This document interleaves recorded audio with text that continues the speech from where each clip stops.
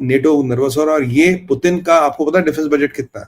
Putin कह रहे हैं मेरा डिफेंस बजट $155 बिलियन। अब बताइए, पुतिन का $155 बिलियन है यार, हमारा कम से कम 100-125 तो कर लीजिए मालिक, 100-110 कर लीजिए, 80 फौज को दे दीजिए, 20 इंटरनल वालों को दे दीजिए, 10 ये साइबर वालों को दे दीजिए। $110 बिलियन तो हम अफोर्ड कर ही सकते हैं। रशिया 155 बिलियन का था, विच इज 6.3% ऑफ जीडीपी। मैं 6.3 की बात नहीं कर रहा हूं, मैं तो कह रहा हूं अभी तो बिगिन विद 110 तो कर लीजिए sir. 80 for the army, 20 for the internal security, 10 for the cyber warfare. इस पे लगाना पड़ेगा। और लॉन्ग रन में फिर विद टाइम आप जानते हैं डिफेंस बजट बढ़ते हैं, वो बढ़ाने भी पड़ेंगे। पर अभी मेरा मानना है इतना बजट तो अलोकेट होना ही चाहिए। 6.3% is a lot of money of the GDP. We don't need that, honestly. 2.5% भी कर लेंगे तो हमारा काम, 2.5-3% भी कर लेंगे तो हमारा काफी काम हो जाएगा। पाकिस्तान ने भी डिफेंस बजट बढ़ाया, ये नहीं कि पाकिस्तान के डिफेंस बजट बढ़ाने से हमें फर्क पड़ता है, we don't give a shit to those shitheads. But problem ये है कि हमें भी लॉन्ग रन में इस सब चीजों पे सोचना पड़ेगा। मेरा निवेदन है, मैं तो हाथ जोड़ के निवेदन कर सकता हूँ, ये हमें करना चाहिए, क्योंकि दुनिया में जियोपॉलिटिक्स बदल रही, दुनिया में चीजें बदल रही है। राजनाथ जी आपके बाहर की सुरक्षा कर सकते हैं, अंदर का डिफेंस मिनिस्टर कौन है? किले का दरवाजा अंदर से खुलता है साहब, अंदर का डिफेंस मिनिस्टर कौन है? बाहर के तो राजनाथ जी है। अंदर सिक्योरिटी कौन देखेगा? तो ये सारी चीजें हैं जिन पे हमें वॉर फुटिंग पे काम करना चाहिए। और 10 गुना पुतिन की कैपेसिटी है मिसाइल बनाने की। और जीडीपी वाली बात मैंने, डिफेंस वाली बात बताई, अभी नेटो वाली भी बात बताई आपको। अब चलते हैं हम, हमारी यूएस की ट्रेड डील होगी, थोड़ी पुश एंड स्टफ होगी, चीजें नेगोशिएट होंगी। मुझे नहीं लगता ट्रंप हम पे टैरिफ लगाएंगे, ना लगाना चाहिए। आप चाइना पे 20% लगाइए, हमारे हिस्से कभी 10% उन पे लगाइए। I will be very happy by the way.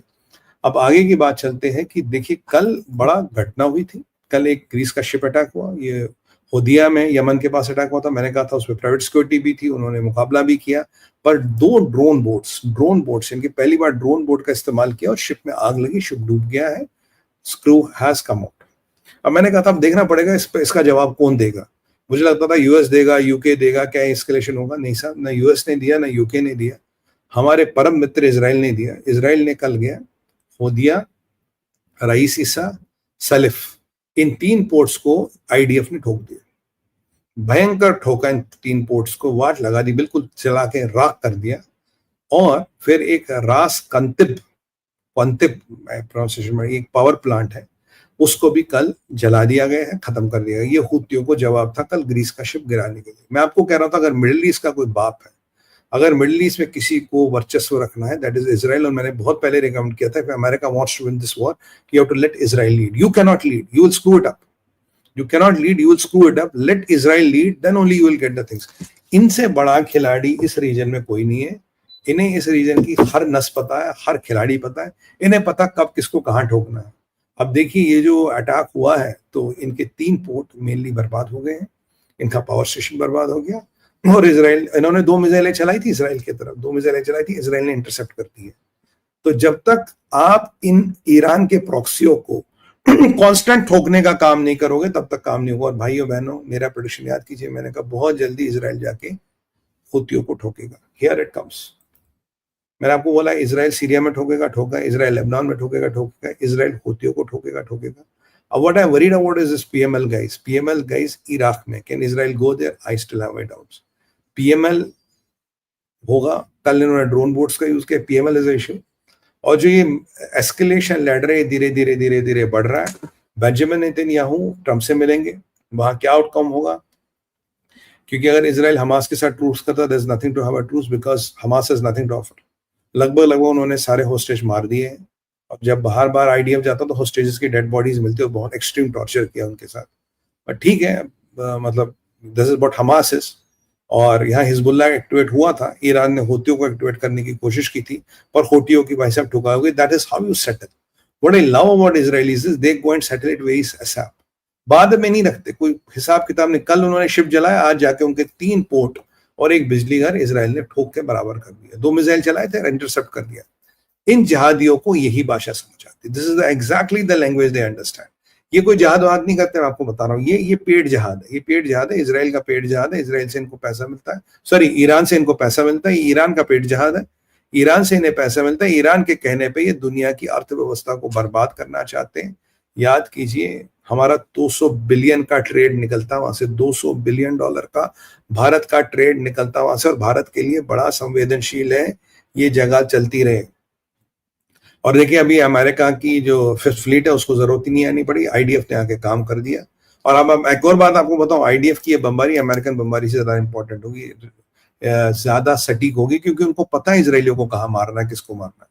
और ये लास्ट टाइम ये जो इनका हूथियों के जो एक रूम में वो मीटिंग हो रही थी, वहां बम गिरा था, कितने मरे नहीं मरे उसकी पुष्टि नहीं हो रही, I am not able to track it anywhere, कितने मरे थे नहीं मरे थे। हूथियों का भी आपका हमास वाला हिजबुल्ला वाला हाल करना पड़ेगा, जब तक नहीं करोगे ये नहीं मानेंगे। बट समस्या ये है यमन बहुत दूर है इसराइल से, it's quite far of from Israel, और आपको एयर टैंकर्स की जरूरत पड़ती है, आपको रिफिलिंग की जरूरत पड़ती है, आपको बहुत चीजों की जरूरत पड़ती है। बाकी मैं तो ये कहूंगा भारत के परिप्रेक्ष्य में हमें थोड़ा सतर्क रहना चाहिए, क्योंकि हम इस लफड़े में पड़ते नहीं है, इस लफड़े से हम दूर रहते, because we don't want to be seen a part of that excess. Ultimately एक दिन पुश कम्स टू शव, एक दिन जरूर ऐसा दिन आएगा और जल्दी आएगा, आपको इस चीज पे भी स्टैंड लेना पड़ेगा। बहुत ज्यादा देर तक, बहुत ज्यादा दिनों तक शांत नहीं रह सकते। मेरा ये मानना है अगर आपको 100 जहाज भेज के हूतियों को ठोकना, ठोको।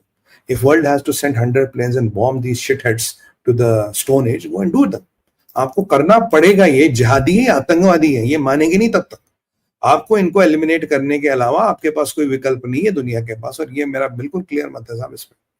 तो भारत को भी इस पे स्टैंड लेना पड़ेगा, और बहुत जल्दी टाइम आएगा भारत को इस पे स्टैंड लेना पड़ेगा, क्योंकि you can not left all the dirty work to Israel. वो कितना करेगा?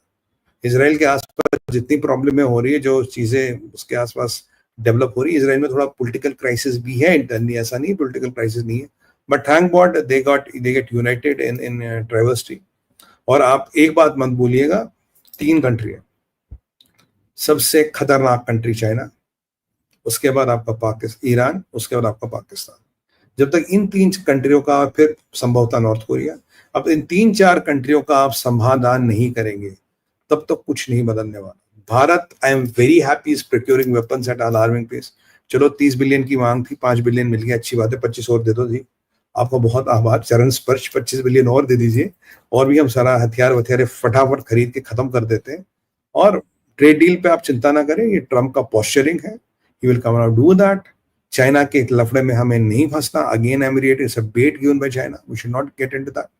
और नेटो वाकई नर्वस है, बिकॉज जिस हिसाब से रशिया आर्सेनल बढ़ा रहा है। क्या रशिया वर्ल्ड वॉर में इंटरेस्टेड है? नहीं। क्या रशिया यूरोप पे अटैक करेगा? बिल्कुल नहीं करेगा। Russia is a responsible power, पर रोज उसको तंग मत करो, don't go and finger him every day, that is what you are trying to do Europeans, don't do it. और ये आपका इसराइल तो ग्रेट ही है, खैर कल शिप जला, आज उनका हिसाब हुआ।